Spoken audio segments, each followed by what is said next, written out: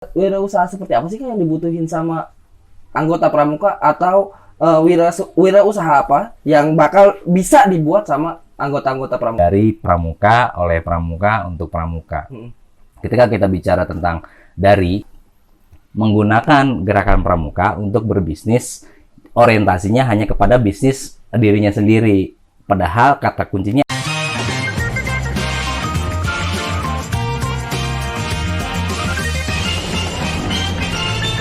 Assalamualaikum warahmatullahi wabarakatuh. Waalaikumsalam warahmatullahi wabarakatuh. Salam pramuka. Salam. Balik lagi di channel Manusia Tunas Kelapa dengan tema ngeduprak. Ngerumpin dunia pramuka. Oke, hari ini kita bakal ngeduprak sama salah satu inspirator dan inisiator sekaligus konseptor Pandu Membangun Negeri. Beliau bernama Kak Rohadi Wijaya. Apa kabar Kak? alhamdulillah baik. Kak, di masa-masa kayak begini nih Kak, kayaknya kalau kita ngebahasnya pramuka melulu, ini kayaknya kurang keren. Saya lagi ngebangun salah satu brand nih Kak, terutama di wirausaha tentang gerakan pramuka. Oke. Menurut Kakak, wirausaha seperti apa sih Kak yang dibutuhin sama anggota pramuka atau wirausaha apa yang bakal bisa dibuat sama anggota-anggota pramuka? Ya, siap. Sebenarnya gini, kalau kita ngomongin kewirausahaan, gerakan pramuka itu sendiri sebenarnya sudah memiliki modal untuk membangun sebuah sistem ekonomi tertutup ya. Artinya tertutup gini, kita kan ada pemahaman dari pramuka, oleh pramuka, untuk pramuka. Ketika kita bicara tentang dari, kata dari ini nanti pada dasarnya si pramuka ini bisa menciptakan produk apa. Kemudian segmentasi marketnya itu kan untuk pramuka, gitu kan. Kemudian kalau misalkan kita oleh pramuka ini dikelola, artinya kita menciptakan produk sendiri, kemudian didistribusikan oleh si pramuka itu sendiri. Nanti ada pengembangan baik itu di marketing marketplace-nya online maupun offline. Kemudian nanti untuk pramuka itu sendiri, keuntungan dari kewirausahaan itu nanti akan kembali lagi kepada pramuka itu sendiri. Bisnis di pramuka, ini kan bisa saya bilang bisnis ya Kak? Iya. Bisnis di pramuka salah nggak sih Kak? Nggak, di bisnis di pramuka itu nggak salah. Artinya gini, beda ya bisnis di pramuka dengan pramuka yang berbisnis gitu kan ya. Ya, itu. Kalau mungkin pemahamannya gini, kalau dia sebagai anggota pramuka yang berbisnis itu tidak salah, bahkan bagus, karena memang didorong untuk membangun kemandirian. Yang salah itu apabila menggunakan gerakan pramuka untuk berbisnis, orientasinya hanya kepada bisnis dirinya sendiri. Padahal kata kuncinya adalah dari pramuka, oleh pramuka, untuk pramuka. Artinya dia membangun sebuah kemandirian meskipun dengan latar belakang kepramukaan, tapi dia mengajak anggota pramuka untuk, gitu kan, oleh pramuka itu kan, jadi dia membangun mengajak generasi muda pramuka untuk itu apa, membangun kemandirian. Jadi nanti ada yang menciptakan menyediakan bahan baku, ada yang menciptakan produk, kemudian ada yang memasarkan. Ini kan olehnya nih, gitu kan. Nah, olehnya ini menghasilkan profit. Profitnya untuk apa? Itu tadi, kemandirian gerakan pramuka disisihkan ke situ. Nah, jadi si anggota pramuka dari hasil latihan pramukanya itu dia dapat skill, kemudian olehnya ini dia diedukasi untuk menciptakan iklim, ya kan? Kemudian untuknya nanti membesarkan gerakan pramuka itu sendiri. Bisa maju nggak sih Kak UMKM yang digerakin sama anggota pramuka? Nah, ini yang jadi sorotan saya pribadi ya. Selama ini kan kita orientasinya kegiatan pramuka itu kan masih sebatas seremoni nih. Pada akhirnya itu menciptakan marketnya atau pasarnya itu hanya sebatas kegiatan-kegiatan yang berhubungan dengan aksesoris, kemudian seragam pramuka, itu segala macam. Padahal kalau kita bedah, gerakan pramuka adalah miniaturnya Indonesia. Nah, kalau misalkan anggota pramuka itu adalah kita anggap sebagai masyarakat Indonesia, pertanyaannya adalah, bisa nggak kita mampu menjawab kebutuhan anggota pramuka itu mulai dari ujung rambutnya, kebutuhan dari ujung rambutnya sampai dengan ujung kakinya. Artinya ketika kita bicara rambut, produk apa yang bisa kita buat? Minyak rambut, Betul. ya kan, sisir, terus anti ketombe, macam-macam nih. Nah, masalahnya kita cuman mikirin bagian kepala itu cuman baret, topi, tatop gitu kan, bordirannya Betul. itu. Sehingga Pramuka bisa maju nggak? Ini hanya UMKM-nya. Selama masih berputar hanya sebatas itu nggak akan maju. Gitu. Nah, kalau menurut saya tambah lagi nih. Kedua, selain dia hanya berorientasi kepada kebutuhan si anggota pramukanya, bukan kepada menjawab kebutuhan dasar dari si anggota pramukanya, masalahnya adalah tidak ada keterpaduan satu sama lain, gitu kan. Jadi, bagaimana membangun kerjasama antara pramuka di wilayah A dengan di wilayah B, dengan wilayah C, dan seterusnya se-Indonesia. Sehingga nih kalau saya lihat ini tidak ada bahasanya ini kayak ada wadah. Tidak adanya wadah, bahkan di nasional pun saya belum merasakan adanya wadah. Ayo kalian punya produk apa? Kami tampung, kami bantu distribusikan untuk wilayah lain yang lebih butuh. Seperti itu. Misalkan gini, kayak teman-teman dari di Tangerang, Banten kan ada produk ini ya. Produk ini. Terus ini kan perlu pendampingan, misalkan ada, wah ini kayaknya rasanya kurang ini, gitu kan. Kemudian, oh ini logonya kurang ini. Oh, terus ada tambahan lagi, oh ini pasarnya terlalu sempit, bagaimana kalau kita sediakan e-commerce-nya. Nah, nanti dibantu publikasinya. Nah, gerakan cybernya ini sebenarnya begini, ada produk, ada manajemen, ada pemasaran. Nah, kita sih berharap dari kuartir nasional itu, bahkan istilahnya yang nggak usah nungguin lah, kita menginisiatif untuk membangun sebuah e-commerce sendiri, di mana ekonomi tertutup gerakan pramuka itu bisa terbangun dari oleh untuknya. Seperti itu. Tapi wadahnya bukannya udah ada, Kak? BUMGP itu, Badan Usaha Milik Gerakan Pramuka. Nah, kayak Cibubur itu kan punya BUMGP, ya. Adu Pramuka. Terus beberapa kedai-kedai pramuka dan lain sebagainya. Itu apa dia juga nggak, apa karena merekanya kurang sosialisasi atau karena emang kitanya yang nggak tahu? Bisa jadi kedua-duanya, mereka belum sosialisasi, kitanya yang tidak tahu, dan ini juga sebenarnya PR. Bagaimana bisa informasi itu tidak sampai ke bawah?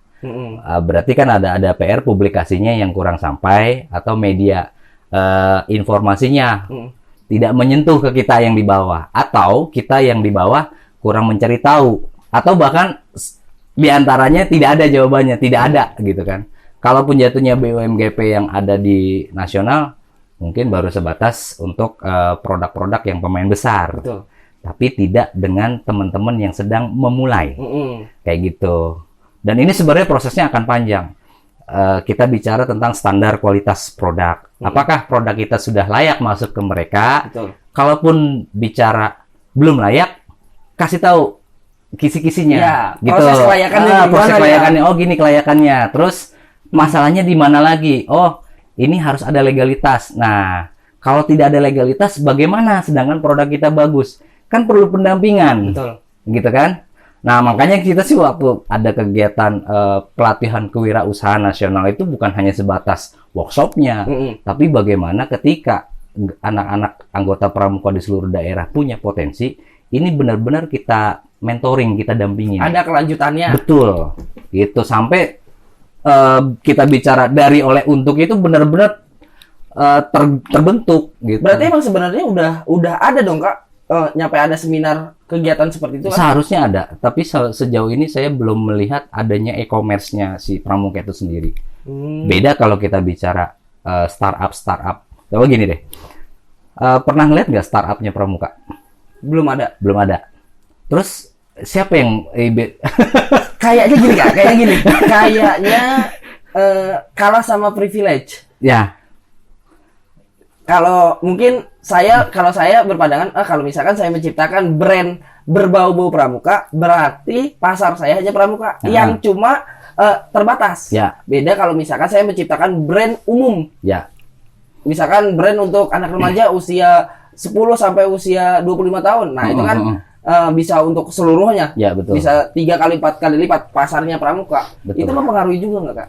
Ya, berpengaruhnya kan sebenarnya gini, kalau kita hanya mengidentifikasi anggota pramuka itu sebatas kebutuhan dari fashionnya gitu kan, aksesoris kayak semacamnya itu, ya kita akan sempit gitu, hanya sebatas itu. Tapi kalau kita menjawab kebutuhan dari anggota pramuka itu sendiri, kebutuhan dasar dari yang tadi saya bilang dari ujung rambut sampai ujung kaki, ya kan, ini tidak mustahil, ini sebenarnya bisa untuk lebih luas. Contoh dasarnya gini, kita kan ngomongin produk ini dibuat oleh anggota pramuka, tapi bukan berarti produk itu hanya digunakan oleh anggota pramuka. Tapi efektifnya ketika anggota pramuka itu membeli, menggunakan, dia akan MLM, mulut lewat mulut, menyampaikan kepada lingkungan terdekat. Gitu, mah udah nggak usah pakai sabun yang ini, pakai sabun pramuka aja, ini organik. Dan ini akan menjadi sebuah apa ya, kalau menurut saya ini akan mengedukasi. Satu, si anggota peserta didiknya itu, dia akan memberikan edukasi kepada orang-orang terdekatnya. Kenapa tidak boleh menggunakan sabun kimia? Karena ini. Kenapa kita merekomendasikan sabun pramuka? Karena lebih ini. Itu buat saya salah satu ujung tombak bahwa kalau selama kita masih orientasinya menciptakan produk itu hanya sebatas fashionnya, selesai, kita sempit. Tapi kalau kita menjawab kebutuhan dasar dari anggota pramuka, dia akan menjadi virus untuk keluarga. Satu anggota pramuka nyebarin virus ke 4 anggota keluarga, ayah, ibu, adik gitu kan. Sekarang kalau satu anggota pramuka, bagaimana kalau 100, 1000, bahkan totalnya 24 juta? Iya, betul. Gitu. betul. Kak, kalau misalkan Kakak kan tadi ngomongin produk. Si UMKM ini atau kewirausahaan ini berbentuk produk. Kalau misalkan kayak selain bentuk produk, tadi Kakak ngomong cyber scope. Nah, itu salah satu jenis kewirausahaan juga bukan?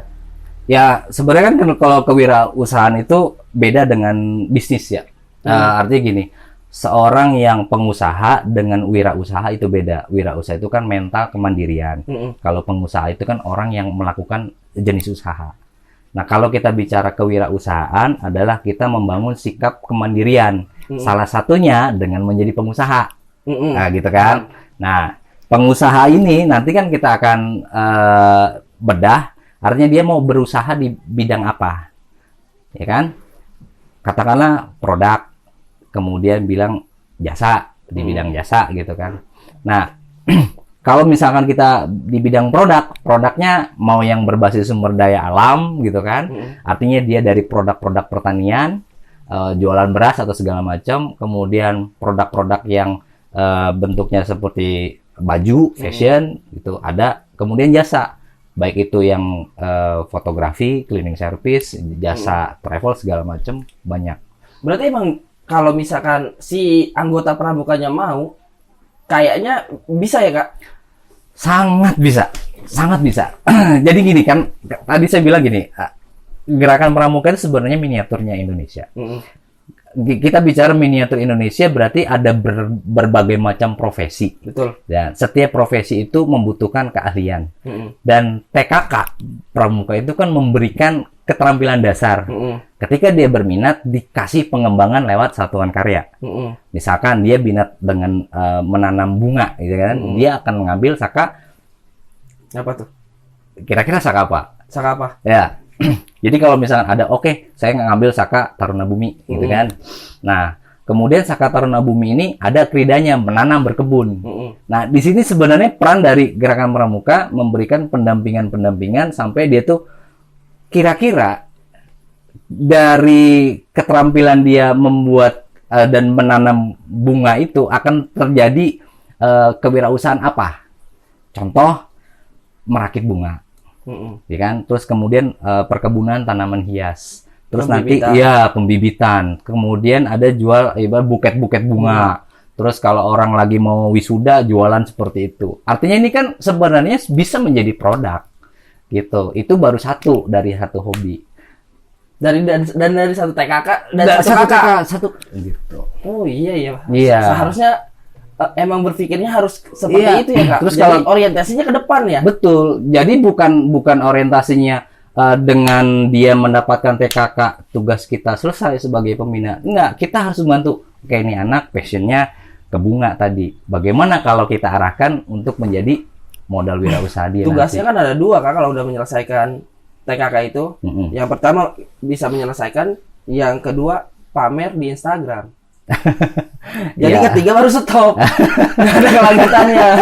Tadi harusnya kan emang benar-benar harus berkelanjutan Ya, ya. berkelanjutan. Syukur-syukur bisa dijadikan profesi Ya, dan betul. bisa mendapatkan income ya. Betul, betul. Karena emang semua TKK kalau menurut saya kayak menjahit ada, Betul. ya kan? Nanti dia bentuk kewirausahaannya apa dari menjahit? Dia banyak gitu, konveksi, bordir segala macam.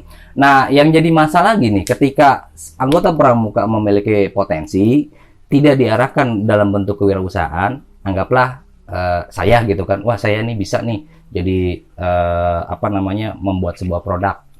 Kemudian ketika saya coba untuk bawa presentasikan, wah kamu nggak ada labelnya nih, wah kamu nggak ada logonya nih, wah, kamu nggak menjual lah ini segala macam. Ini sebenarnya kan fungsi dari rekan-rekan yang harusnya membina itu membantu untuk memberikan pendampingan, gitu. Berikan kesempatan dia challenge. Oke, saya kasih tantangan kamu untuk membuat logo baru misalnya gitu kan. Nah, nanti di sini akan terintegrasi dengan teman-teman yang hobinya mendesain, betul. Begitu. Hobi menggambar dipindahkan ke dalam bentuk digital, kemudian dikombinasikan. Nah, ini kan kita lihat anggota pramuka itu tidak saling bekerja sama. Makanya kita coba, saya pribadi mencoba untuk membuat sebuah gerakan untuk ayo kita gotong royong. Anda bisa apa, saya bisa apa, kalian bisa apa, yuk kita bikin satu paket, katakanlah. Oke, kita bikin jasa misalkan konsultansi untuk pendampingan masyarakat kecil, usaha masyarakat kecil. Di antaranya ketika kita, wah nih packagingnya kurang, kamu bisa desain kan, bantu bikin logo. Terus kamu bisa bikin website, kamu buatkan websitenya. Saya bisa bikin literasi, saya bantu copywritingnya. Sehingga UKM itu kita serahkan dalam bentuk jadi. Dia tinggal konsentrasi pada produknya, kemudian dia tinggal upload. Seperti itu. Saya rasa anggota pramuka itu saat di challenge yang tadi kakak bilang, pasti semuanya menyanggupi dan siap untuk bergerak. Cuma pertanyaan saya pribadi, siapa yang men-challenge anggota tersebut? Ya, ya seharusnya sih pembina, mulai dari pembina. Karena emang dasarnya tuh ya. Ya, karena kan kita kalau ngomongin jenjang gitu ya. Ya mudah-mudahan ini sih benar. Amin. Sih benar. Ya. Peserta didik yang bertanggung jawab terhadap peserta didik adalah pembina. Yang bertanggung jawab terhadap pembina adalah pelatih. Yang bertanggung jawab pada pelatih siapa? Pusdik. Yang bertanggung jawab pada pusdik? Andalan. Nah, gitu. Jadi ini kan jenjang. Ketika kita bicara peserta didik itu butuh ibaratnya sudut pandang. Bagaimana dia menyusun masa depannya, ini kan di mentoring sama pembinanya. Nah, wawasan pembinanya ini kan harus diberikan kurikulum. Kurikulumnya adalah sang pelatih tadi. Nah, kalau pelatihnya nggak up to date, bagaimana dia menyiapkan generasi masa depan, maka dia akan mentransfer pengetahuan yang seadanya kepada pembina, yaitu tadi paling ketika dia kursus mahir, ya cuman yang keterampilan dasar aja gitu. Hanya mentransfer ilmu. Iya, hanya mentransfer ilmu tentang kepramukaan, tapi tidak menjawab tantangan global dan si pramuka itu bagaimana solusi menjawabnya, termasuk ekonomi. Iya. Gitu. Nah, kalau kita bagi untuk membangun ketahanan bangsa dimulai dari ekonominya dulu. Nah, kalau kita konsep gerakan kepramukaannya tidak membangun kemandirian dari anggotanya, dimulai dari ekonominya, maka tidak akan terbentuk ketahanan bangsa yang lain. Gitu. Kalau kayak ini Kak, mereka sudah mencoba membuat salah satu produk. Berkembang di awal, pingsan di tengah-tengah, mati di ending. Waktu di ending. Iya. Ya. Jadi tidak berkembang secara long last. Ya. Nggak lama banget gitu ya, nggak long time banget. Jadi stuck di situ, inovasinya stop. Misalkan saya mau jual kopi Pramuka, kopi Pramuka, hanya brandnya saja tuh yang ada Pramukanya. Karena peminatnya bau-bau kata-kata Pramuka tersebut, jadi peminatnya cuma anggota Pramuka. Ya. Sedangkan peminat kopi di anggota Pramuka itu mungkin terbatas, hanya di usia dewasa. Nggak mungkin tuh anak penggarap kopi, anak siaga kopi. Betul. Paling di atas penegak dan pandega. Itu solusinya menurut kalian gimana? Ya, yang pasti gini, ini kan kita ngomongin strategi marketing ya. Di sini pentingnya mentoring yang memang praktisi. Kalau misalkan kita katakan kita mau menciptakan produk, pertanyaannya kan segmentasinya mau siapa? Mau pramuka atau umum? Kalau umum, kenapa enggak kita menciptakan kopi dengan brand yang di luar dari pramuka, gitu kan? Nggak bawa embel-embel pramuka, tapi bawahnya gitu diproduksi oleh anggota pramuka, gitu. Nah, sebenarnya sih kita ngomongin potensi kita sangat-sangat besar, gitu. Masalahnya kan gini, kita sudah punya modal bahwa anggota pramuka itu sudah terbiasa dengan survive. Ya, dengan challenge, tantangan. Nah, sebenarnya tantangannya ini perlu dirubah dari tantangan yang berbau gengsi menang sebagai juara gitu kan, ya juara perlombaan. Ini sekarang bagaimana dia kompetisinya adalah menjadi miliarder, membangun ekonomi gitu. Jadi harus ada sedikit dirubah mindsetnya, kayak gitu. Sebutin saya satu nama Kak dan jenis UMKM atau jenis produknya. Buat biar teman-teman sahabat coklat yang nonton itu tahu bahwa Pramuka juga punya produk yang menjual dan punya UMKM-nya Kak. Ada Kak? Ada. Kalau di Palembang itu kita ada kopi Jeme Alap. Itu kopi tradisional. Kopi tradisional, ya. Jeme Alap itu anggota Pramuka dari UIN Raden Fata Palembang. Kemudian ada Seblak Jenap dari Palembang juga. Artinya gini, dia tidak mendefinisikan bahwa itu adalah produk pramukanya, tapi background dari si pengelola usaha itu adalah anggota pramuka. Full anggota pramuka atau ada sangkut paut dari orang luar? Nah, yang ini kalau kita sih pengennya gini. Kalau anak-anak yang tadi itu full 100% pramuka. Bahkan kalau Jeme Alap dia sampai fokus kepada ladangnya, dia ngegrinder sendiri kayak gitu. Berarti kontribusi buat ke gerakan pramukanya juga ada ya Kak? Pasti. Ada ya Kak?